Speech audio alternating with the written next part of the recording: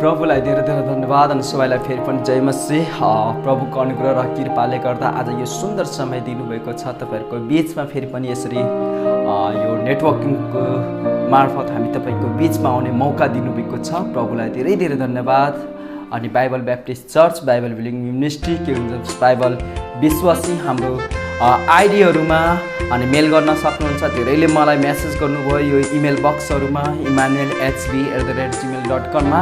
तपाईँहरूलाई धेरै धेरै धन्यवाद। अझै पनि खुल्दली हुन सक्ला, अझै पनि तपाईँहरूलाई क्वेसन हुन सक्ला, त्यो क्वेसन हामीलाई मेल गर्न सक्नुहुन्छ। तपाईँहरूले जुनसुकै क्वेसन तपाईँसँग छ त्यो क्वेसन हामीलाई लेख्न सक्नुहुन्छ, पठाउन सक्नुहुन्छ। अनि हामीसँग डाइरेक्टली कन्ट्याक्ट गर्नको लागि पनि हामीसँग हाम्रो कन्ट्याक्ट नम्बरमा सम्पर्क गर्न सक्नुहुन्छ। तपाईहरुको बिचमा आज येशू ख्रीष्टको रगतको बारेमा हामी लिएर आएका छौँ। धेरैजना अनभिज्ञ हुँदछन् येशू ख्रीष्टको रगतमा के छ भनेर, येशू ख्रीष्टको रगतको महत्त्व के छ अनि उहाँको सामर्थ्य कस्तो छ त्यो कुराहरू धेरैले जान्दैनन् पनि, धेरैले बुझ्दैन पनि। तर तपाईहरुको बिचमा आज हिब्रूको पुस्तक जुन हामीले भन्दछ 9 अध्यायले अनि उहाँको येशू ख्रीष्टको रगतको पुस्तक पनि भनिन्छ। यो पुस्तकबाट हामी हेर्नेछौँ 9 अध्याय हिब्रूको 9को 11 देखि हामी 15 सम्म हेर्नेछौँ। अनि त्यहाँ चाहिँ येशू ख्रीष्टको रगतको बारेमा विशेष गरेर हामी कुरा गर्नेछौँ। तर त्योभन्दा अगाडिको जुन पदहरू छ त्यसमा चाहिँ विशेष गरेर निवासस्थान, हामीले टेबरनेकलको बारेमा पाउँदछौँ। हामी म तपाईँहरूको बिचमा यस्तो चित्रहरू लिएर आएको छु। तपाईँहरूलाई कतिलाई त्यहाँबाट देखिएको छैन क्लियरको रूपमा। यो चाहिँ उहाँहरूको एउटा एरिया थियो जसलाई पवित्र स्थान, महापवित्र स्थान, त्यो निवास स्थान यसरी बनाइएको थियो कि पुजारी त्यसभित्र गएर पापीहरूको निम्ति अनि त्यो चढाउने गर्नुहुन्थ्यो। तर महापुजारीले चाहिँ वर्षमा एकचोटि त्यो महापवित्र स्थानमा गएर आउनुहुन्थ्यो, त्यस्तो थियो। अनि यो चाहिँ तपाईँको उहाँको नमुना देख्न सक्नुहुन्छ। यहाँबाट बाटो थियो अनि फेरि पनि भित्रको बाटोहरू बलि दिने ठाउँहरू थियो।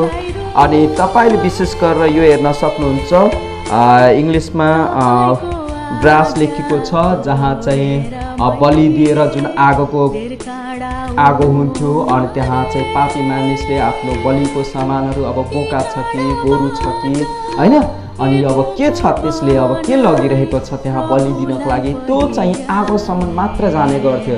अनि पुजारीले चाहिँ त्यसलाई बलि दिएर अनि त्यो थुमालाई चाहिँ आगोमा हाल्नुहुन्थ्यो है। अनि त्यो पुजारीले चाहिँ के गर्नुहुन्थ्यो, त्यो पुजारीले विशेष गरेर यो चाहिँ भाँडो हुन्थ्यो, त्यसलाई हामीले लेबर बनेको छ, परात जस्तो ठुलो छ। अनि यसबाट पानीहरू पखालेर आफ्नो सबै रगतहरू उहाँले धुनुहुन्थ्यो यहाँ लागेको। अनि भित्र जाँदाखेरि यो चाहिँ क्यान्डलहरू पाउनुहुन्थ्यो, बत्तीहरू यसरी भएको। अनि यहाँ चाहिँ रोटीहरू राखेको हुन्थ्यो उहाँ। अनि 66वटा पुस्तकको कुराहरू छ, इजरायलको कुराहरू छ होइन। यसको भित्र हारुनको कुराहरू पनि राखिएको हुन सक्ला। त्यसमा हामी देख्दछौँ 6वटा रोटीहरूको कुराहरू छ, 12वटा इजरायलको इक्वेल्स 66वटा पुस्तकको कुराहरू पनि छ त्यसमा। अनि यहाँ चाहिँ धूपको कुराहरू पनि छ। त्यो धूपहरू लिएर सुनौलो धूपको कुराहरू लिएर उहाँ जानुपर्ने हुन्थ्यो। यसको माथि चाहिँ महापवित्र स्थानभित्र एउटा सन्दुक हुन्थ्यो। त्यो सन्दुकभित्र चाहिँ हारुनको फुलिरहेको त्यो लट्ठी अनि त्यो परमेश्वरले आज्ञा गर्नुभएको त्यो वचनहरू, त्यसको साथसाथमा भेटीहरू चढाइएको कुराहरू पनि यहाँ राखेको हुन्छ। अनि त्यसै गरेर माथि चाहिँ करुबहरू उहाँको छहारीको रूपमा, त्यो ज्योतिको छहारीको रूपमा राखेको हुन्थ्यो। अनि यो ठाउँमा पुग्नको लागि विशेष गरेर महापुजारी चाहिँ जाने गर्दथ्यो। हरेकको पाप क्षमा होस् या ढाकेको होस् भनेर त्यसरी। अनि प्रभुले पनि उहाँहरूलाई क्षमा गर्नुहुन्थ्यो। त्यो समयको लागि उहाँहरूसँग लेखा लिनुहुन्थेन। अनि पुजारी चाहिँ पवित्र स्थानभित्र मात्र प्रवेश गर्न गर्दथ्यो है, त्यो थियो। तर आज हामी विशेष गरेर महापवित्र स्थानभित्र चाहिँ येशू ख्रीष्ट कसरी चाहिँ छिर्नुभयो भन्ने कुरा चाहिँ हामी लिएर आएका छौँ तपाईँहरूको बिचमा। तपाईँहरू एकदमै तयारी अवस्थामा रहनुभएको होस् अनि तपाईँ चाहिँ कपी र कलम पनि लिएर बस्नुभएको होस्। पक्कै पनि म जान्दछु कि तपाईँहरू आशिषित बन्नुहुनेछ आजको यो वचनबाट पनि। अनि टिपोट गर्नुभएको होस्, प्रार्थना गर्नुभएको होस्, अझै पनि उहाँको सामर्थ्यलाई तपाईँले चिन्नुभएको होस् भनेर म बिन्ती गर्दछु। अनि हामी विशेष गरेर त्यो हेर्न गइरहेका छौँ तपाईँहरूलाई हिब्रूको पुस्तक अनि 9 अध्याय अनि 11 देखि हामी 15 हामी हेर्नेछौँ। यहाँ यसरी लेखेको छ, तर ख्रीष्ट आउनेवाला असल कुराहरूका महापुजारी, उहाँ महापुजारी भएर अझ महान र अझ सिद्ध निवासस्थानमा भएर आउनुभयो है। अनि जो चाहिँ हातले बनाएको होइन, अर्थात् यस सृष्टिको होइन, साँच्चै नै अनि यो सृष्टिको होइन, हातले बनाएको जुन मैले तपाईँलाई निवासस्थल इजरायलीहरूले जुन आफ्नो पापहरू अनि प्रभुको अगाडि देखाउँथे, बलि चढाउँदथे, त्यो कुराहरू हातले बनाइएका थिए अनि प्रभुले चाहिँ स्वीकार्नुहुन्थ्यो त्यो कुरा। तर जुन प्रभु येशू ख्रीष्ट यस संसारमा मानिसको रूप लिएर देहधारी भएर आउनुभयो, जब उहाँ महापुजारी भएर आउनुभयो, त्यो पनि सिद्ध एकदमै पूर्ण रूपले विवेकको रूपमा पनि पूर्ण रूपले भएर आउनुभयो। अनि त्यो पनि कस्तो, त्यो निवासस्थान भनेको हातले बनाइएको होइन, तर जुन महापवित्र स्थान, जुन ठाउँमा उहाँले आफू बस्नुहुन्थ्यो सिंहासनमा, जुन प्रभु बस्नुहुन्थ्यो त्यो सिंहासनमा चढाउनको निम्ति आफै महापुजारी भएर यो संसारमा आउनुभयो है। त्यो कुराहरू छ। अनि जो चाहिँ हातले बनाएको होइन, अर्थात् यो सृष्टिको होइन। अब तपाईँले हेर्न सक्नुहुन्छ 12 पददेखि हामी माथि हेर्नेछौँ। न त बोकाको र बाछाको रगतद्वारा, तर उहाँको आफ्नै रगतद्वारा उहाँ पवित्र स्थानभित्र एकैचोटिमा पस्नुभयो र हाम्रो निम्ति अनन्त छुटकारा प्राप्त गर्नुभयो। आफ्नै रगतद्वारा, एउटा पहिलो कुरा आफ्नै रगतद्वारा। उहाँको रगतमा के छ भन्ने कुराहरू हामी जान्नु पर्दछ। हिब्रू 9:12ले बताउँदछ कि न त बोकाको र बाछाको रगतद्वारा, न त बोकाको न बाछाको रगतद्वारा। अब तपाईँले हिब्रू 10:4 हेर्नुहुन्छ भने त्यहाँ चाहिँ बोकाको रगतले होइन, साँडेको रगतले होइन, कोर्लीको रगतले होइन, या परेवाको, हाँसको, कुखुराको, कुनै कुराको, जनावरको, कुनै पनि जीव जन्तुको रगतले हामीलाई चाहिँ छुटकारा गर्न सक्दैन थियो पापबाट। पाप भनेको एउटा सानो कुरा होइन, बहुत ठुलो र डरलाग्दो कुरा हो, जुन प्रभुको अगाडि चाहिँ एकदमै घिनलाग्दो कुरा हो। त्यो पाप भनेको यस्तो भयानक कुरा हो, जुन प्रभुको अगाडि आउँदाखेरि चल्दछ त्यो पाप नष्ट भएर उहाँको अगाडि चाहिँ उपस्थित एक क्षण पनि प्रभु येशू ख्रीष्ट ज्योति हुनुहुन्थ्यो भने शैतान चाहिँ अन्धकार हो। अनि हामी जब उत्पत्तिको पुस्तकमा हेर्दछौँ भने प्रभुले चाहिँ सुरुमै चाहिँ अन्धकारलाई हटाउनु भएको छ, ज्योति प्रकट गर्नुभएको छ। अनि हामी हेर्दछौँ उहाँ ज्योति हुनुहुन्छ भनेर है, यस संसारको ज्योति उहाँ हुनुहुन्छ भनेर हामीलाई त्यो पनि थाहा छ। अनि उहाँले चाहिँ हाम्रो पाप उठाइ लैजानको लागि उहाँ मानिसको रूप लिएर आउनुभयो होइन। उहाँ चाहिँ उच्च पुजारी भएर आउनुभयो, महापुजारी भएर आउनु। जब 7 पद हेर्नुहुन्छ, तर दोस्रो चाहिँ महापुजारी मात्र वर्षमा एकपल्ट पस्थे र रगत नलिकन होइन, जुन चाहिँ उनले आफ्नै निम्ति र मानिसहरूको भुलचुकहरूको निम्ति चढाउँथे। हेर्नुहोस्, उहाँ आफ्नो भुलचुक र अरू मानिसहरूको, इजरायलीहरूको भुलचुकहरूलाई के गर्नुहुन्थ्यो, पुजारीले लिएर, महापुजारीले चाहिँ भित्र चाहिँ सन्दुकसम्म पुग्नुहुन्थ्यो अनि चढाउनुहुन्थ्यो यसरी होइन, स्प्रिङ्कल गर्नुहुन्थ्यो, छर्किनुहुन्थ्यो। अनि प्रभुले चाहिँ शुद्ध पनि गर्नुहुन्थ्यो उहाँहरूलाई। जब तपाईँले 10:2, 3, 4 हामी पढ्दछौँ तब पाउँदछौँ, नत्र त के ती चढाउन बन्द हुने थिएन, किनभने एकपल्ट शुद्ध पारिएपछि विवेकले सेवा गर्नेहरूलाई फेरि कहिले पापी नठहराउनु पर्थ्यो। हो त होइन, महापुजारीले जब त्यो चढाइसकेपछि मानिसको पाप धोइनु पर्थ्यो, तर धोइएको थिएन मेरा प्रियहरू।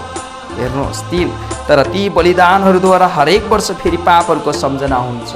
अनि त्यो उहाँ हरेक वर्ष चाहिँ जति पनि वर्षमा गरिएको छ पापहरू फेरि पनि महापुजारी चाहिँ भित्र पसेर के गर्ने गर्थे, सन्दुकमा छर्किने गर्दथे त्यो पापहरूको बलि लिएर अनि उहाँहरूको रगत लिएर चाहिँ उहाँभित्र जानुहुन्थ्यो अनि क्षमा होस् भनेर है। 4 किनकि बहर र बोकाको रगतले पापको हरण गर्नु असम्भव छ। केही कारणले पनि पाप लिएर जान असमर्थ रह्यो है, अनि कुनै कारणले नसकेको कारणले गर्दा अनि उहाँ चाहिँ मानिसको रूप लिएर आउनुभयो। यो 32मा दिने यूहन्नाले चाहिँ भन्दथे, हेर संसारको थुमा होइन, त्यो थुमा जसले संसारको पाप उठाइ लैजानुहुनेछ। अनि त्यही आवाज सुनेर चाहिँ अनि दुईजना चाहिँ सुरुका दुईटा चेलाहरू चाहिँ उहाँलाई पछ्याएको थिए होइन। पत्रुस अन्द्रियासको कुराहरू जब आउँदछ तिनीहरू पहिला पछ्याएका थिए यो कुराहरूलाई सुनेर, हेर त्यो संसारको पाप उठाइ लैजाने थुमा त्यो चाहिँ अनि थुमा बनेर आउनुभयो। त्यो पनि थुमा भनेर हामी जान्दछौँ कि भेडा, अनि जुन अब्राहमले चाहिँ त्यो चाहिँ चिन्ह चाहिँ देखाउँदछ। अब्राहमले आफ्नो छोरा इसाकलाई जो मोरियाको पहाडमा जो बलिदान दिनको लागि उहाँ जानुभएको थियो अनि उहाँले चाहिँ जान्नुहुन्थ्यो कि मेरो छोरा मरे तापनि प्रभुले बाचा गर्नुभएको छ, त्यो छोरा चाहिँ फेरि पनि पुनर्जीवित हुनेछ भनेर त्यो विश्वास लिएर उहाँ चाहिँ चढाउँदै हुनुहुन्थ्यो। तर प्रभुले चाहिँ त्यो छुरा लाग्नुभन्दा अगाडि चाहिँ प्रभुले देखाउनु भयो थुमा, भेडालाई देखाउनु भयो, प्रभुमा चाहिँ उहाँले त्यो बलि दिनुभयो।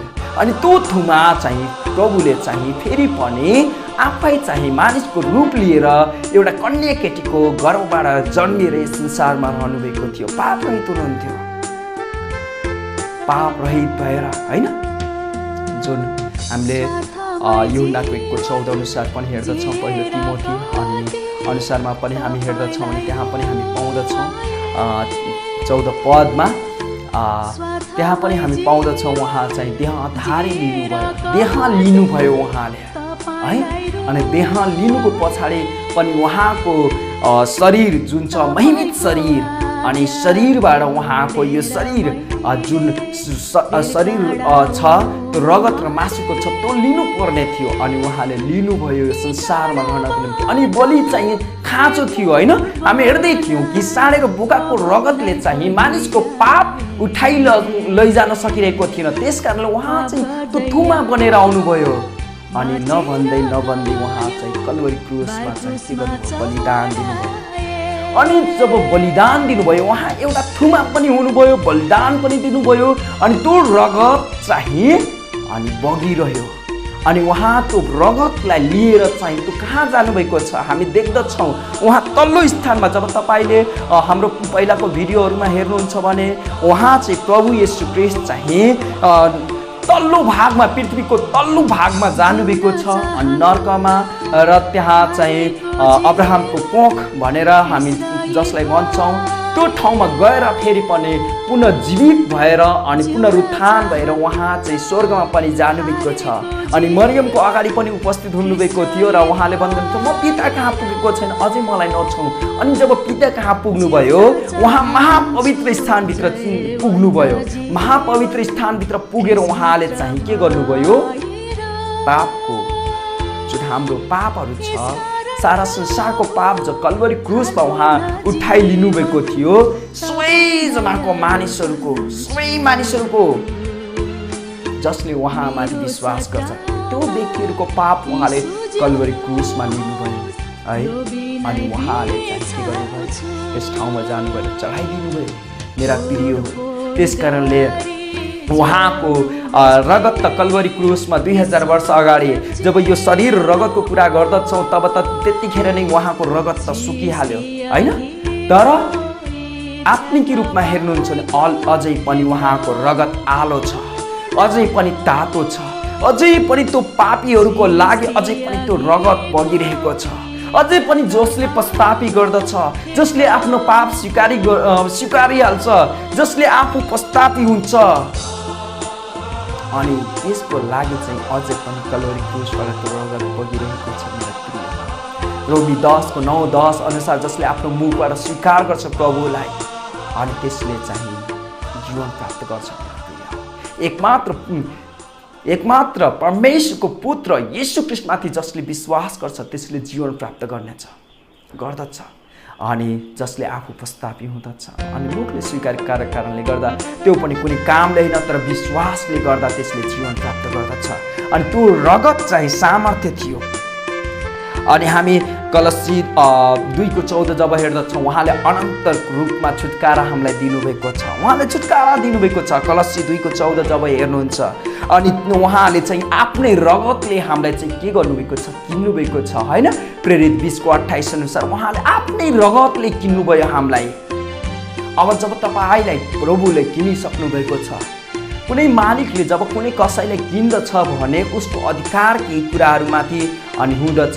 तपाईँ पसलमा जानुहुन्छ अनि कुनै पनि थोकको मूल्य तब चुक्ता गरिसक्नुहुन्छ, त्यो तपाईँको हातमा आउँदछ र तपाईँले भन्नुहुन्छ अब यसको मालिक पसले होइन कि म हुँ अनि म यसलाई बाटोमा फालिदिउँ कि म आफूसँग राखौँ कि म घरै लैजाउँ कि तपाईँको अधिकार चल्दछ। त्यसै गरेर येशू ख्रीष्टले आफ्नो अधिकार जमाइसक्नु भएको छ, तपाईँलाई किनिसक्नु भएको छ होइन। त्यस कारणले गर्दा उहाँले तपाईँले छुटकारा दिनुभयो र आफ्नो छोरा र छोरी बनाउनु भएको छ आफ्नो रगतले गर्दा। अनि उहाँको रगत चाहिँ एकदमै प्योर अनि एकदमै शुद्ध, एकदमै पवित्र। अनि तपाईँको पाप जतिसुकै अशुद्ध भए पनि, घिनलाग्दो भए पनि अनि त्यसै गरेर अनि सिन्दुर रङको भए तापनि, एकदमै गाढा गाढा रातो भए तापनि प्रभुले चाहिँ के गर्नुहुन्छ, घिउ जस्तै सेतो बनाउनुहुन्छ मेरो प्रिय हो। अनि त्यो पनि आफ्नै येशू ख्रीष्टको आफ्नै रगतद्वारा। पहिलो पत्रुस 1:18-19 हामी हेर्नेछौँ। पहिलो पत्रुस 1:18-19 हामी हेर्नेछौँ। त्यहाँ चाहिँ के छ भन्ने कुरा, किनकि तिमीहरू जान्दछौ तिमीहरूका पिता पुर्खाहरूदेखि चलिआएका तिमीहरूको व्यर्थका चाल चलनबाट तिमीले चाँदी र सुन जस्ता नाश हुने चिजहरूद्वारा छुटकारा पाएका होइनौ। साँच्चै नै सुन र चाँदीले हामी छुटकारा पाएका होइनौ, तर निर्दोष र निष्कलङ्क थुमाको रगत भन्ने बित्तिकै येशू ख्रीष्टको रगत अर्थात् ख्रीष्टको बहुमूल्य रगतद्वारा छुटकारा पाएका हौ। आमेन। हामी चाहिँ प्रभु साँच्चै हामीलाई चाहिँ येशू ख्रीष्टको आफ्नै रगतले हामीलाई छुटकारा गर्नुभएको छ। अनि येशू ख्रीष्ट यस संसारमा आउनुको पछाडि पनि हामीलाई छुटकारा दिनको लागि, क्षमा गर्नको लागि, ढाक्नको लागि होइन मात्र, जसले पुरानो करारमा उनीहरूको पापहरू चाहिँ ढाकेको थियो तर छुटकारा पाएका थिएनन्। र जब प्रभु येशू ख्रीष्टले जब बलि दिनुभयो, आफ्नो रगत चढाउनु भयो महापवित्र स्थानमा, तब छुटकारा भयो हाम्रो सम्पूर्ण पापहरू है। अनि हाम्रो दोस्रो चाहिँ हामी अनन्त छुटकाराको रूपमा हेर्न सक्छौँ। अनन्त छुटकारा हामी त्यही पदमा 12 पदमा हामी हेरेका थियौँ। अनन्त छुटकारा प्राप्त गर्नुभयो भने हाम्रो निम्ति अनन्त छुटकारा गर्नुभयो होइन। हामीलाई थाहा छ पैसाले हामीलाई छुटकारा हुँदैन। पहिलो कुरा, मान्छे पैसाले, धनी मान्छेहरूले प्रशस्त पैसा खर्च गर्ने थियो होला। अहिलेको समयमा, कोरोनाको समयमा पैसा हुनेले सिलिन्डर पाइरहेछ, नभएकोहरूले मागिरहेको छ, सुतिरहेको छ। त्यस्तै ग्यासको प्रब्लम आउँछ, पेट्रोलको प्रब्लम आउँछ। अनि यिनीहरू त पैसा हुनेले बढी मात्रामा किन्न सक्छ, तर जब जीवनको छुटकाराको विषयमा आउँछ त पैसाले कहिले पनि किन्न सकिन्न। पैसाले कहिले पनि छुटकारा दिँदैन मानिसलाई। र प्रशस्त मात्राको हामी देख्दछौँ कुनै कुनै ठाउँमा त पुरै भैँसी चढाएको हुन्छ, कुनै ठाउँमा काटेको गरेको हुन्छ, कुनै ठाउँमा परेवा, कहीँ ढुक्कुर हुन्छ, कहीँ ठाउँमा हामी देख्दछौँ गोरुहरू काटेको हुन्छ, कहीँ भेडाहरू काटेको हुन्छ, कुनै ठाउँमा बाख्राहरू चढाएको हुन्छ है। तर त्यो कुराहरूले कहिले पनि छुटकारा दिँदैन मेरा प्रिय। कहिले पनि जीव जन्तुको रगतले मानिसको पाप छुटकारा दिँदैन र अनन्त छुटकारा पनि उसले दिँदैन। किनभने पशुहरूसँग कहिले त्यो प्राण छैन, त्यो प्राण त्यस्तो किसिमको छैन जुन आत्मा हुनुपर्ने थियो, त्यो आत्मा छैन। अनि त्यस कारणले गर्दा उहाँहरूले त्यो अनन्त छुटकारा दिन सक्नुहुन्न। तर येशू ख्रीष्टसँग थियो, त्यो प्राण पनि थियो, त्यो आत्मा पनि थियो। अनि जुन महापवित्र स्थानमा चढाउनु पर्ने थियो सबै संसारको व्यक्तिहरूको लागि मानिसहरूको लागि त्यो उहाँले चढाउनु भयो। त्यसकारणले उहाँले अनन्तको छुटकारा हामीलाई दिनुभयो है। उहाँले हामीलाई चाहिँ यो छुटकारा चाहिँ अनन्तको रूपमा हामी एफिसी 2 को 8 र 9 हामी प्राप्त गर्दछौँ। एफिसी 2 को 8 र 9 जब हामी हेर्दछौँ भने हामी येशू ख्रीष्टको अनुग्रह र उहाँमाथि गरिएको विश्वासले गर्दा हामीले सित्तैको रूपमा यो छुटकारा प्राप्त गरेका छौँ, यो जीवन प्राप्त गरेका छौँ। हाम्रो कामद्वारा होइन, हामीले एकदमै राम्रो काम गऱ्यौँ, अरूको अगाडि राम्रो भएर देख्यौँ। आज मैले हिजो एकदमै घिनलाग्दो काम गरेँ र आज मैले राम्रो राम्रो काम गरेँ, त्यो देखाएर होइन मेरो प्रिय हो। कुनै कर्मले होइन, कुनै धर्मले होइन, तर मेरा प्रिय हो केवल उहाँमाथि गरिएको विश्वास जुन उहाँले देखाउनु भएको छ हामीमाथि अनुग्रह। त्यसकारणले त्यो चाहिँ सित्तैको रूपमा हामीले यो वरदान प्राप्त गरेका छौँ। यो वरदान उहाँमा हामी जब रह्यौँ तब उहाँले हामीलाई दिनुभयो। हामी त्यो यहुदी होस् या ग्रिक होस्, ग्रिक भने बित्तिकै अन्य जाति होस् होइन, त्यो गरिब होस् या धनी होस्, अनि त्यसै गरेर उच्च जाति निच जाति कुनै पनि डेनोमिनेसनको कुराहरू आउँछ। पेन्टिकोस्टल होस्, क्यारिस्मेटिक होस्, ब्याप्टिस्ट होस्, अनि लुथरन होस् होइन, कुनै पनि एडभेन्टिस्ट होस् या कुनै पनि कुराहरूमा ब्याप्टिस्टहरूको कयौँ हाँगाहरू हुन सक्ला, अनि त्यसै गरेर पेन्टिकोस्टलको धेरै हाँगाहरू हुन सक्ला, लुथरनको धेरै हाँगाहरू हुन सक्ला, ब्याप्टिस्टको धेरै हाँगाहरू हुन सक्ला, तर हरेक विश्वासी जो येशू ख्रीष्टको रगतद्वारा जन्मिएको छ तिनीहरू चाहिँ सबै एउटै हुन् मेरा प्रिय हो।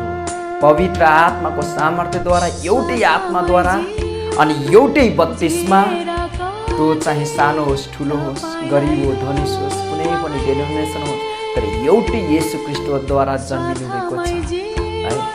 त्यहाँ कुनै पनि भेदभाव छैन, सानो तिनो जति पनि शिक्षाको विषयमा लडे तापनि त्यहाँ कुनै पनि छुट्टै कुराहरू छैन। अनि उहाँको शरीर हुन् सबै, उहाँको सबै दुलही हुन्, अनि कोही चाहिँ हड्डी अनि कोही चाहिँ मासु भएर सबै चाहिँ उहाँकै के हुन्, शरीर हुन्।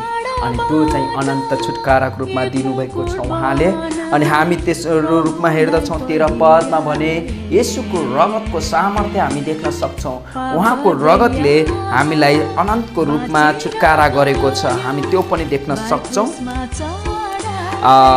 13 पद, किनकि यदि बहर र बोकाको रगतले र कोरलीको खरानीले अशुद्ध मानिसमाथि छर्किँदा शरीरको शुद्धिको निम्ति पवित्र पार्छ भने, हेर्नुहोस् है, जब त्यो खरानीले जब मानिसको शरीर अशुद्ध मानिसको माथि जब त्यो लगाइन्छ भने औषधिको रूपमा काम गरेर त्यो शुद्धिकरण गर्ने गर्दछ होइन। उहाँहरूको यहुदीहरूको नियम अनुसार जब खरानी हुन्थ्यो, पानी हुन्थ्यो, जब धोइने थियो तब शुद्धिकरण हुने गर्दथ्यो। हामी पनि भाँडाहरू फोहोरो छ भने हामी के गर्ने गर्दछ, शुद्धिकरणको लागि, सफा गर्नको लागि हामी खरानीले एकदमै धसेर अनि गर्दछौँ भन्ने येशू ख्रीष्टको रगतले चाहिँ कति चाहिँ भित्रसम्म चाहिँ शुद्धिकरण गर्ने गर्दथ्यो। प्रभु येशू ख्रीष्टले एक दिन आफ्नो चेलाहरूसँग बाटोमा हिँड्दै गर्दाखेरि उहाँहरूले चाहिँ के गर्नुभयो, छिटो मकै टिप्नुभयो, अनि त्यसपछि हात नधोइकन फेरि नास्ता खान बस्नुभयो। अनि फारिसी सदस्यहरूले भन्दथे तपाईँको चेलाहरूले त हेर्नुहोस् हात नधोइकन नपखालिकन खाँदै हुनुहुन्छ, उहाँहरू त अशुद्ध हुनुहुन्छ। अनि येशू ख्रीष्टले भन्नुभयो कि तिनीहरूलाई जे मानिसको पेटभित्रबाट निस्किन्छ, अर्थात् पेटभित्रबाट निस्किन्छ भन्नाले अन्तस्करणले जे निस्किन्छ त्यो मानिसलाई के गर्ने गर्दछ गरे, अशुद्ध गर्ने गर्दछ होइन। मर्कुस 7:21-22 हेर्छौँ भने त्यहाँ हामी त्यही पाउँदछौँ। उहाँले त्यो चाहिँ येशू ख्रीष्टले भन्नुभयो त्यो अशुद्धता हो, अन्तस्करणको भित्र मनुष्यको अशुद्धता हो, तर बाहिरी शुद्धता चाहिँ पानीले सफा हुन्छ। जे खाइन्छ त्यो बाहिर निस्किन्छ होइन, त्यो बाथरुममा निस्किन्छ। त्यो कुराहरू उहाँले चाहिँ व्यक्त गर्दै हुनुहुन्थ्यो। तर यो शुद्धताको लागि हामी जब हिब्रूको पुस्तक हामी हेर्दछौँ भने त्यहाँ पनि हामी 10:22 हामी जब हेर्दछौँ भने त्यसले चाहिँ पानीले शुद्धता गर्दछ गरे होइन। आओ साँचो मनले विश्वास पुरा निश्चयतामा दुष्ट विवेकबाट शुद्ध हुनलाई आफ्नो हृदयहरूमा छिटकाउ लिएर आफ्ना शरीरहरूलाई शुद्ध जलले धोएर हामी नजिकमा जाउँ।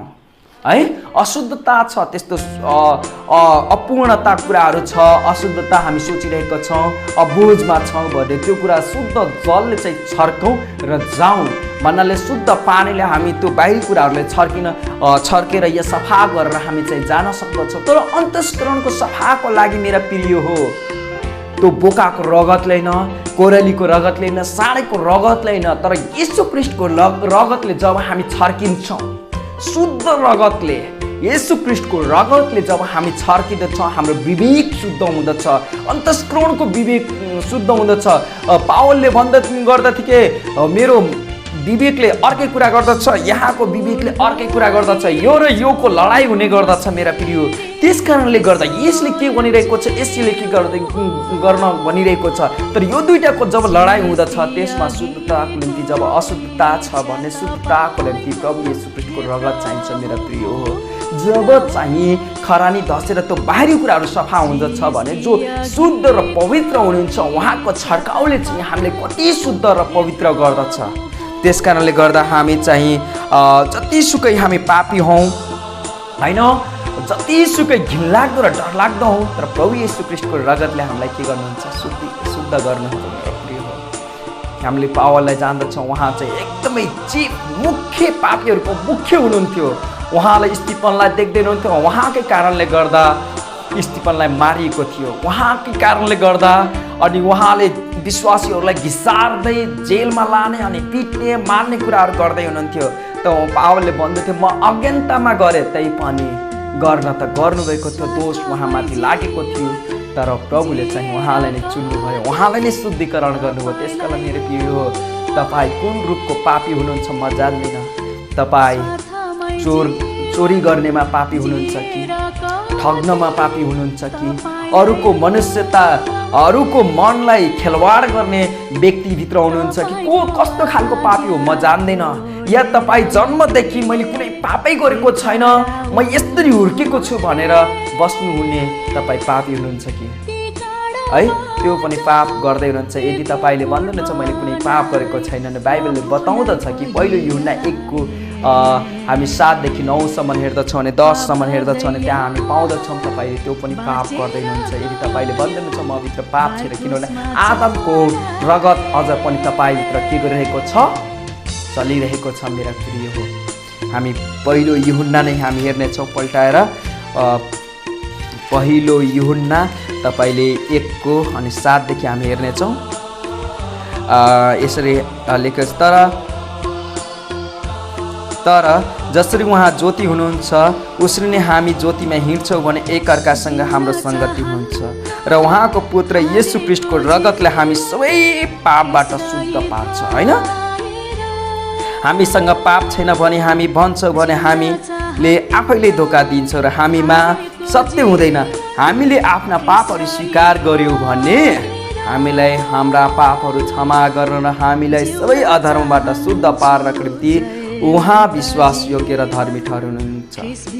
हामीले पाप गरेका छैनौँ भने हामी भन्छौँ भने हामी उहाँलाई झुटा तुल्याउँछ र उहाँको वचन हामीमा छैन। त्यसकारण मेरा प्रिय हो, हामी चाहिँ आफूलाई दोषी होइन, आफूलाई ठग्ने र छल्ने कामहरू नगरौँ, तर उहाँमा रहेर उहाँलाई स्वीकार गरेर आफ्नो मुखले चाहिँ उहाँलाई स्वीकार गर्यौँ भने म पापी छु भनेर यदि हामीले त्यो स्वीकार्छौँ भने हामीलाई शुद्धिकरण दिनुहुन्छ। उहाँको रगत एकदमै शुद्धिकरण गर्नेछ। त्यो पनि तपाईँ यसैयाको 1:18 अनुसार तपाईँको पाप चाहिँ सिन्दुरी रङको होस् या गाढा रङको होस्, तर हिउँ जस्तै सेतो हुनेछ मेरा प्रिय हो। त्यो चाहिँ किन नहोस्, त्यो एकदमै डरलाग्दो अनि बुदा बुदा भएको होस् या कालो धब्बा होस्, एकदमै कालो बादलले भरिएको होस्, तर त्यो चाहिँ एकदमै सेतो हुनेछ मेरा प्रिय हो। अनि हामी 14 पदलाई जब हेर्दछौँ भने हिब्रूको पुस्तक अनन्त आत्माद्वारा परमेश्वरको सामु आफैलाई निष्कलङ्क चढाउनु ख्रीष्टको रगतले तिमीहरूको विवेक जीवित परमेश्वर सेवा गर्नको निम्ति मरेका कामहरूबाट झन् कति बढ्ता शुद्ध गर्ला त। होइन, जीवित परमेश्वरलाई के गर्नु पर्यो? सेवा गर्न पर्यो। सर्भिङ द लिभिङ गड भनिन्छ हामीले। यहाँ चाहिँ अनन्त आत्माद्वारा परमेश्वरको सामु आफैले निष्कलङ्क चढाउनु हुने, हेर्नुहोस् है, परमेश्वरको सामु आफैलाई निष्कलङ्क चढाउनु हुने क्रिस्टको रगतले तिमीहरूको विवेक जीवित परमेश्वरको सेवा गर्नको निम्ति मरेका कामहरूबाट झन् कति बढ्ता गरी शुद्ध पार्ला त। हेर्नुहोस्, येशू ख्रीष्टको रगतले हाम्रो सबै कुराहरू परिवर्तन गर्दछ मेरो प्रिय। सबै कुराहरू, एउटा कुरा होइन, दुईटा कुरा होइन, तीनटा कुरा होइन, तर शिरदेखि लिएर पाउसम्मको जति पनि हाम्रो विरोधमा हुँदछ त्यो सबै परिवर्तन गर्नुहुन्छ। आँखले गर्ने पाप हुँदछ, मुखले अनि कानले गर्ने पापहरू हुँदछ, हातहरू हुँदछ, खुट्टाहरू हुँदछ, मनहरू हुँदछ त्यसरी पाप गर्ने होइन। अनि सबै कुराहरूले विरोधमा भए तापनि प्रभु येशू ख्रीष्टको रगतले सबै कुराहरू परिवर्तन गर्नुहुन्छ। तपाईको जिउने तरिकाहरू जुन येशू ख्रीष्ट पाइसकेपछि येशू ख्रीष्टको रगतले तपाईको जीवनलाई नि बदलिदिन्छ मेरो प्रिय। तपाईको सोच विचारहरू बदलिदिन्छ। कयौँपल्ट हामी देख्दछौँ हामीले नराम्रो सोच्छौँ मेरो प्रिय। भाइ बहिनी हिँड्छन् अनि नराम्रो जोडी हो भनेर हामी भनिहाल्छौँ, अरे अस्ति भर्खर विवाह गर्यो अनि अर्कै तरिकाले सोचिहाल्छौँ होइन। अनि उनीहरूको व्यवहार हामी प्रतिको देख्छौँ भने उनीहरूको व्यवहार चाहिँ फरक हुने गर्दछ मेरो प्रिय हो। आफ्नो छिमेकीसँग प्रेम गर भन्दाखेरि त आफ्नो छिमेकीलाई घृणा गर्ने, अनि आफ्नै श्रीमान श्रीमतीको व्यवहार जुन हुनुपर्छ, बुवा र छोराको व्यवहार हुनुपर्छ, बुहारी र आमाको जुन व्यवहार हुनुपर्छ त्यो चाहिँ मिल्दैन मेरा प्रिय हो। अनि त्यो बोल्ने तरिकाहरू, उनीहरूको हेर्ने तरिकाहरू, उनीहरूको कामहरू सबै चाहिँ के हुन्छ, फरक रहेको थियो भने येशू ख्रीष्टको रगतले चाहिँ सबै कुराहरू परिवर्तन ल्याउँदछ। यदि त्यो व्यक्ति चाहिँ त्योबाट पश्चातापी हुँदैन, त्योबाट फर्किँदैन, त्यो कामबाट फर्किँदैन भने अझ पनि उसले चाहिँ पश्चातापी भएको छैन, उसको पापहरू अझ पनि रहिरहेको छ, ऊ पापबाट छुटकारा पाएको छैन। यदि उसले अनन्त जीवन प्राप्त गर्न खोजिरहेको छ, उसबाट परिवर्तन भएन भने उसले अनन्त जीवनको भागीदारको रूपमा हुन सक्दैन। त्यसकारण मेरा प्रिय आफ्नो पापलाई चाहिँ प्रभु येशू ख्रीष्टको सामु राख्नु पर्दछ। उहाँले सधैँको लागि लिएर जानुहुन्छ। जब पाप तपाईँको जीवनबाट गइसकेको छ, जब त्यो सबै कुरा जब त्यो भरिएको थियो, नराम्रो हेर्ने कुरा तपाईँले शिरदेखि लिएर पाउसम्म राखिरहेको थियो, नराम्रो अर्को प्रति दृष्टिकोण थिइरहेको थियो भने उहाँले लगिसक्नु भयो। अब दृष्टिकोण त छँदै छैन तपाईँको भित्र भने के हुनुभयो, तपाईँ त शुद्ध हुनुभयो। अनि अब के गर्नुहुन्छ, साँचो परमेश्वरको सेवा त्यसरी गर्नुहुन्छ। तपाईँको बानीहरू परिवर्तन हुन्छ, तपाईँको हेराइहरू, तपाईँको बुझाइहरू। अनि केले गर्दाखेरि प्रभु येशू ख्रीष्टको रगतले, अरू केहीले होइन। एफिसी 2 हामी 12 हामी 13 हामी जब हेर्दछौँ त्यहाँ पनि हामी पाउँदछौँ। मेरो प्रिय निकाल्न सक्नुहुन्छ तपाईँहरूले। एफिसी 2:12 र 13 म पढ्ने छु।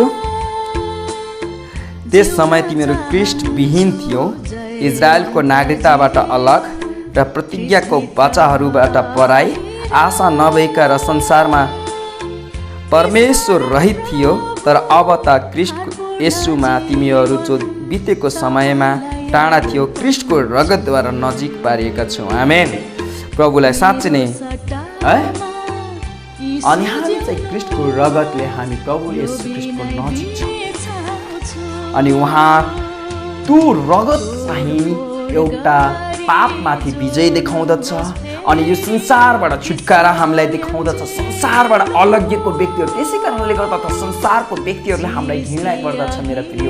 अनि सिन हामी भन्दछौँ पापको माथि जब हामी विजय प्राप्त गर्दछौँ तब संसारको मानिसहरू भन्दछ यो मान्छे त साह्रै नै फरक मान्छे रहेछ, हामी जस्तो मजाक गर्ने, हामी जस्तो खुल्ला गरेर हिँड्ने, रमाइलो गर्ने चाहिँ नरहेछ भनेर अनि हामीलाई छुट्याइदिने गर्दछ मेरो प्रिय है। अनि त्यो जब छुट्टिनुहुन्छ तब साँचो क्रिस्चियन चाहिँ प्रभुमा भएर हिँडिरहेको हुन्छ। साँचो क्रिस्चियन चाहिँ प्रभुमा चाहिँ एकदमै आनन्दित भएर जीवन बिताइरहेको हुन्छ। अनि त्यो चाहिँ येशू ख्रीष्टको रगतले भएको। अनि येशू ख्रीष्टको रगतले छुटकारा पाएर उहाँले अनि शरीरमा जिरहेको हुँदैन तर आत्मामा जिरहेको हुन्छ त्यो व्यक्ति विश्वासी। अनि उसले चाहिँ प्रभुसँग आनन्दित र महिमित र एकदमै आत्मामा जिरहेको कारणले गर्दा रोमी 12को 1-2 पद प्रकट हुने गर्दछ उहाँहरूको जीवनमा हामी हेर्न चाहन्छौँ। त्यो पद पनि म पढेर अनि सुनाउन चाहन्छु तपाईँहरूलाई। त्यो पद हाम्रो जीवनमा यसरी लागू हुने गर्दछ। यसकारण भाइहरू हो, परमेश्वरको कृपाहरूद्वारा म तिमीहरूलाई बिन्ती गर्दछु। साँच्चै नै पावलले बिन्ती गर्दै हुनुहुन्छ, आफ्नो शरीरहरूलाई तिमीहरूले पवित्र परमेश्वरलाई मनपर्ने, साँच्चै नै मनपर्ने जिउँदो बलिदानको रूपमा चढाऊ, यही तिमीहरूको उचित सेवा हो। साँच्चै नै हामीले हेरिरहेका छौँ अनि जीवित परमेश्वरको सेवा, अनि यही नै सेवा हो गरे है। यो आफ्नो शरीरलाई पवित्र पार, परमेश्वरलाई मनपर्ने र जिउँदो बलिदानको रूपमा चढाऊ, यही तिमीहरूको उचित सेवा हो। अनि 2 पद, अनि यस संसारसित एक नासे नहौ, तर परमेश्वरको असल, ग्रहण योग्य र सिद्ध इच्छा के रहेछ सो जाँचेर थाहा पाउनलाई आफ्नो मनको नयाँ हुवाईद्वारा तिमीहरू बदली हुँदै जाओ। साँच्चै नै हामी परिवर्तन हुनुपर्छ, बदलिनु पर्दछ। अनि यो संसारको ढाँचा अनुसार होइन, तर क्रिस्टको ढाँचा अनुसार, क्रिस्टको नियम अनुसार, क्रिस्टको वचन अनुसार हामी ढलिन्छौँ जब, अनि यो शरीरलाई जब पवित्र तुल्याउँछौँ अनि उहाँलाई मनपर्ने हामी हुँदछौँ, अनि जिउँदो बलिदानको रूपमा हामी प्रार्थना गर्छौँ, उपवास बस्दछौँ, अनि उहाँको आराधनाको निम्ति रात दिन हामी हिँड्दछौँ, सेवा सङ्गतिमा बस्दछौँ भने उहाँले हामीलाई के गर्नुहुन्छ, असल र एउटा ग्रहण योग्य र सिद्ध हामी बनाएर राख्दछौँ। अनि एउटा दुल्ही जसरी सिँगारेर राखेको हुन्छ एउटा दुल्हाको लागि, अनि त्यसरी नै हामी एकदमै जागा र सचेत भएर बस्ने गर्दछौँ।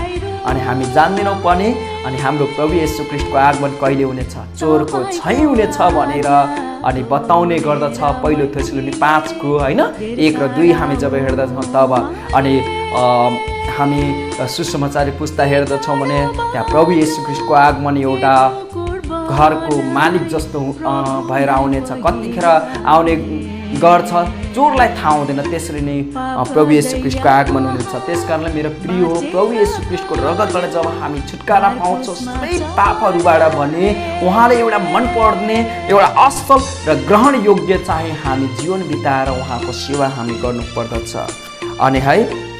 अनि उहाँले स्वतन्त्रता हामीलाई दिनुभएको छ। हामी 15 पदलाई जब हेर्दछौँ भने हामी हिब्रूको 9 अध्यायको 15 पद हामी जब हेर्दछौँ भने त्यहाँ पनि हामीलाई पाउँदछौँ। अनि यही कारणले उहाँ नयाँ बाचाको मध्यस्थ हुनुहुन्छ कि पहिला बाचामा गरिएका अपराधहरूका छुटकाराको निम्ति भएका मृत्युद्वारा ती बोलाइएकाहरूले अनन्त हकको प्रतिज्ञा पाउन्। साँच्चै नै प्रभुले हामीलाई मध्यस्थको रूपमा प्रभु येशू ख्रीष्टले मध्यस्थकर्ताको रूपमा हुनुभएको छ। उहाँले हामीलाई सबै पापहरूको बन्धनबाट हामीलाई छुटकारा दिनुभयो होइन। जसरी इजरायलीहरू पापको बन्धनमा थिए मेरा प्रिय हो होइन, उनीहरू आदमदेखि लिएर येशू ख्रीष्टसम्म जति पनि असल र धर्मी जनहरू थिए तिनीहरू चाहिँ अदनको बगैँचा, धेरैजनालाई क्वेसन गर्ने गर्दछ अदनको बगैँचा चाहिँ के भयो त होइन।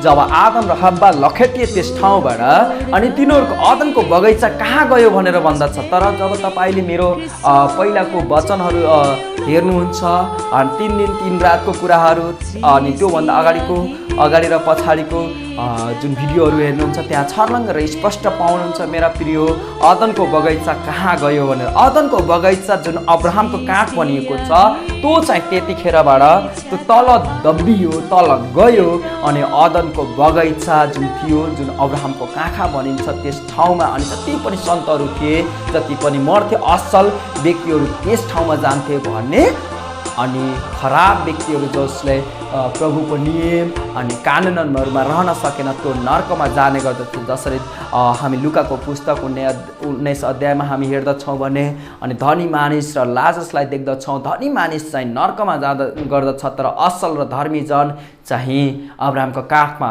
जुन लाजरस जानुभएको छ त्यो कुराहरूलाई देखाउँदछ त्यस ठाउँमा। अनि त्यो बन्धनमा रहेकाहरूलाई येशू ख्रीष्ट आफ्नो रगतले सामर्थ्यले जब उहाँ नर्कमा जानुभयो, नर्कमा अनि टाट्रसमा त्यो कुराहरूमा, अनि त्यसपछि अन्तिममा गएर त्यो अब्राहमको काखमा गएर त्यो सन्तहरूलाई लिएर जानुभएको थियो। त्यो बन्धनबाट के गर्नुभयो? येशू ख्रीष्टले के गर्नुभयो? छुटकारा दिनुभयो होइन। अनि त्यसै गरेर हाम्रो बन्धनहरू हाम्रो विश्वासीहरूको जीवनमा छ नि, त्यो बन्धनहरू छ मेरा प्रिय हो। कस्तो भने शैतानको बन्धन छ। शैतान चाहिँ यस संसारको शासक हो, एउटा राजकुमार हो, एउटा राजा हो होइन। हामीले दोस्रो कोरिन्थी 4:4 अनुसार उसले अन्धोपना तुल्याएको छ यो संसारलाई। अनि यूहन्नाको 14 हामी जब हेर्दछौँ भने 30 पद पनि त्यसले चाहिँ के गरेको, त्यो चाहिँ यस संसारको राजा अर्थात् राजकुमार अनि शासक हो भनेर पनि अनि देखाउँदछ त्यो कुराहरूलाई। अनि त्यसै गरेर हामी गलाती 5:19-21 हेर्दछौँ भने त्यस ठाउँमा हेर्दछौँ भने अनि शरीरको कामहरू प्रकट गरेको कुराहरू हामी यति धेरै पापहरू गर्दछौँ, त्यो बन्धनहरू अझ पनि छ। अनि हामीलाई थाहा छ यो शरीर होइन, यो रगत र मासुको शरीर जुन छ, यो शरीर चाहिँ अझ पनि पापमय छ अनि शैतानको अधीनतामा छ, त्यो बन्धनमा छ। अनि यो चाहिँ येशू ख्रीष्टको रगतले हामीलाई त छुटकारा दिनुभएको छ। तर कतिखेर छुटकारा हुन्छ पूर्ण रूपले भन्ने जब हामी महिमित रूपमा शरीर प्राप्त गर्दैनौँ तबसम्म यो चाहिँ शरीरमा छ। त्यसकारण तपाईँ र मलाई चाहिँ उसले अझै पनि के गरिरहेको हुन्छ? रोग बिमारहरू तुल्याइरहेको हुन्छ। तर जब मिलेनियमको कुराहरू आउँछ त्यहाँ रोग बिमारहरू हुने छैन। 1000 वर्षको समयमा त्यहाँ चाहिँ के हुने छैन? दुःख कष्ट अनि त्यो पीडाहरू हुने छैन। अनि त्यसले आँसुको रोदनहरू हुने छैन मेरा प्रिय हो। तर जसरी अयुबलाई चाहिँ परमेश्वरसँग शैतानले चाहिँ मागेर अनुमति अनि बिरामी बनाएको थियो, त्यसरी हाम्रो जीवनमा अझै पनि काम गरिरहेको हुन्छ मेरो प्रिय। तर आत्मा लैजाने खोज्ने अनुमति दिनुभएको थिएन। त्यसले गरेर अझ पनि हाम्रो प्राणलाई लिएर हाम्रो सोललाई लिएर अनि नर्क जाने अनुमति उसलाई दिनुभएको छैन। किनभने उसलाई प्रभु येशू ख्रीष्टले के गर्नुभएको छ? छाप लगाउनु भएको छ। आफ्नो पवित्र आत्माको सामर्थ्यले आफ्नो रगतले किन्नुभएको छ। त्यसकारण त्यसको अनुमति छैन मेरो प्रिय हो। अनि यो संसारको अधीनता छ। संसार उसले शैतानले भन्दाखेरि मलाई ढोक गर, म यो सारा संसारलाई देख्ने हरेक कुराहरू म तँलाई दिनेछु। त्यस कारणले उहाँ चाहिँ ढोक्नु भएन। परमेश्वर साँचो परमेश्वरलाई ढोक्नुपर्छ भनेर इन्कार गर्नुभयो। त्यस कारणले यो बन्धनहरू त्यसरी चाहिँ हुनसक्छ हाम्रो जीवनमा। शैतानको हुनसक्ला, संसारको हुनसक्ला, शरीरको हुनसक्ला बन्धन। तर यो तीनवटै सहबाट छुटकारा चाहिँ प्रभु येशू ख्रीष्टको रगतले दिने गर्दछ, कल्वरी क्रुसको रगतले गर्दा होइन। अनि हामी चाहिँ छुटकारा पूर्ण रूपले पाएका छौँ।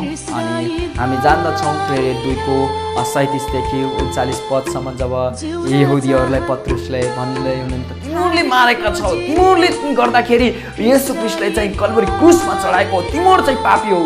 अनि उहाँले सबै उहाँको गवाहीहरू बताउनु भएको छ। उहाँ चाहिँ परमेश्वर हुनुहुन्थ्यो, सिंहासनमा बस्नुहुने परमेश्वर अनि मानिसको रूप लिएर यस संसारमा आउनुभएको थियो आफूलाई बलिदान दिनको निम्ति। अनि तिमीहरूले चाहिँ अनि उहाँलाई चाहिँ क्रुसमा टाँगेका छौ, एउटा काठमाथि चढाएका छौ, तिमीहरू श्रापित छौ भनेर भन्दाखेरि उनीहरू चाहिँ साँच्चै नै अनि त्यतिखेर पस्तापिरहेका छन्। अनि अब हामी के गरौँ त? अनि पत्रुसले भन्दछन् कि तिमीहरू चाहिँ येशू ख्रीष्टको नाउँबाट तिमीहरूले बत्तिस्मा ल्याऊ अनि पवित्र आत्मा तिम्रो माथि आउनुहुनेछ र उहाँले तिमीहरूलाई छुटकारा दिनुहुनेछ। हालेलुया। प्रभुको येशू ख्रीष्टको रगत त्यो त्यतिखेर उनीहरू येशू ख्रीष्टको विरोधमा पाप गरेको कारणले गर्दा थियो। तर आजभोलि पिता पुत्र र पवित्र आत्माको नाउँमा बत्तिस्मा लिनुहुन्छ। येशू ख्रीष्टको नाउँमा मात्र होइन मेरा प्रिय है। त्यो कुराहरू पनि बुझ्नु होला। अनि एफिसी 4:9 हामीलाई बताउँदछ कि उहाँले अनन्तको छुटकाराहरूको साथसाथमा उहाँले हामीलाई आशिष दिनुभएको छ। एफिसी 4 हामी 9 हेर्नेछौँ। एफिसी 4:9 के छ त्यसमा? अब उहाँ उक्लिनु भयो, यो के हो? उहाँ पृथ्वीको तल्ला भागहरूमा ओर्लिनु भयो भनेको बाहेक अरू के हो र? उहाँ साँच्चै नै हो त्यो छुटकाराको लागि उहाँ तल्लो भागमा गइसक्नु भएको थियो। प्रभुको आशिष रहेको होस्। अनि त्यसै गरेर हामी हेर्न सक्दछौँ फेरि पनि उहाँले हामीलाई बाचा गर्नुभएको छ। अनन्त वासस्थान निवासस्थानको लागि पनि भन्न सक्छौँ हामी। वासस्थान जुन हामी यसलाई एउटा प्रभु येशू ख्रीष्टले आफ्नो सिंहासनपछि जुन स्थान दिनुहुन्छ 1000 वर्षपछि पनि फेरि पनि उहाँहरू नयाँ स्वर्ग नयाँ पृथ्वीमा नयाँ यरुशलेममा जान पाउनुहुन्छ र यो कुराहरू हामी बुझ्नु पर्दछ कसरी चाहिँ प्रभु येशू ख्रीष्टले हामीलाई दिनुहुन्छ। विश्वासी चाहिँ एउटा येशू ख्रीष्टको अनुग्रह र कृपाले गर्दा यो समय पाउनु भएको छैन अनि उहाँहरूले चाहिँ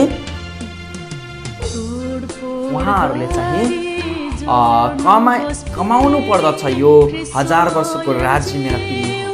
विश्वासीहरूले पनि उहाँहरू स्वर्गमा जानुहुनेछ, येशू ख्रीष्टसँग इनामहरू लिनुहुनेछ, तर त्यो ठाउँमा छिर्नको लागि त्यो ठाउँमा 1000 वर्षको छिर्नका लागि उहाँहरूले यस समयमा नै त्यस प्रकारको कामहरू गरिसकेको हुनुपर्दछ अनि बल्ल 1000 वर्षको राज्यमा प्रवेश गर्न पाउनुहुन्छ, नभए उहाँहरू पाउनुहुन्न। र त्यसपछि 1000 वर्षपछि पनि नयाँ यरुशलेम नयाँ पृथ्वी र हामी देख्दछौँ नयाँ स्वर्गको कुराहरू यो तीनवटै ठाउँमा जानको लागि तीनवटा ठाउँ तीनवटा क्षेत्रहरू छुट्याइएको छ र पुरानो समयको जुन सन्तहरू छ उहाँहरूलाई पनि जसरी 37 देखि 39 हामी प्रेरितको 2 को 37 देखि 39 जसरी हेऱ्यौँ त्यसरी उहाँले तिनीहरूलाई छुटकारा दिनुभएको थियो 57 समयमा पनि अनि उहाँहरूले छुटकारा पाउनुहुनेछ। तर यो छुटकाराहरू चाहिँ विशेष गरेर 3 भागमा हामी बाँड्न सक्छौँ। जस्तै आदमको 3टा छोरा थिए, नोआको 3टा छोरा र अब्राहमको 3वटा आशिषहरू थियो। यो 3वटालाई यसरी हेर्न सकिन्छ जसरी इस्माइल छन् अनि इसाक छन् हैन। इसाकको भनौँ अब उहाँको याकुबको 12वटा छोराहरू अनि त्यसै गरी इसाक एउटा येशू ख्रीष्टको प्रतिबिम्ब हुनुहुन्छ अनि विश्वासीको रूपमा हामी हेर्न सक्दछौँ। यो तीनवटा कुराहरूलाई हामी यसरी हेर्न सक्दछौँ। प्रभु येशू परमेश्वरले चाहिँ अब्राहमलाई चाहिँ आशिष दिनुभयो, तिम्रा छोराहरू एउटा धुलो सरी हुनेछ अनि त्यो धुलो भनेको हामी पृथ्वीलाई बनाउँदछौँ, नयाँ पृथ्वीलाई पनि हामी जान्न सक्दछौँ। र नोआको छोराको रूपमा हाम जुन भनिन्छ हामलाई हामी लिन सक्छौँ र त्योभन्दा अगाडि आदमको छोरा कैनलाई पनि हामी हेर्न सक्छौँ। कैन अनि हाम अनि त्यो धुलो सरी अब्राहमको छोरा अर्थात् इस्माइल जसलाई मुसलमानहरू भन्दछौँ अनि पृथ्वी नयाँ पृथ्वी उनीहरू चाहिँ यसरी चाहिँ छुटकारा पाएकाहरू समय जुन परमेश्वरका काम गरे अनुसार उनीहरू चाहिँ नयाँ पृथ्वीमा राज गर्नेछौँ। अनि त्यसै गरेर हामी हेर्न सक्दछौँ परमेश्वरले आशिष दिनुभयो तिम्रो छोरा अब्राहमलाई हैन, तिम्रो छोराहरू कसरी हुनेछ समुद्रको छेउमा भएको बालुवा सरी हुनेछ हैन। बालुवा सरीको बारेमा अनि बालुवा सरी जुन बनेको छ त्यो चाहिँ उहाँले यहुदीहरू भन्न सक्छौँ जुन 12वटा उहाँको जातिहरू थियो अनि त्यसलाई हामी चाहिँ सेत भन्न सक्छौँ हैन।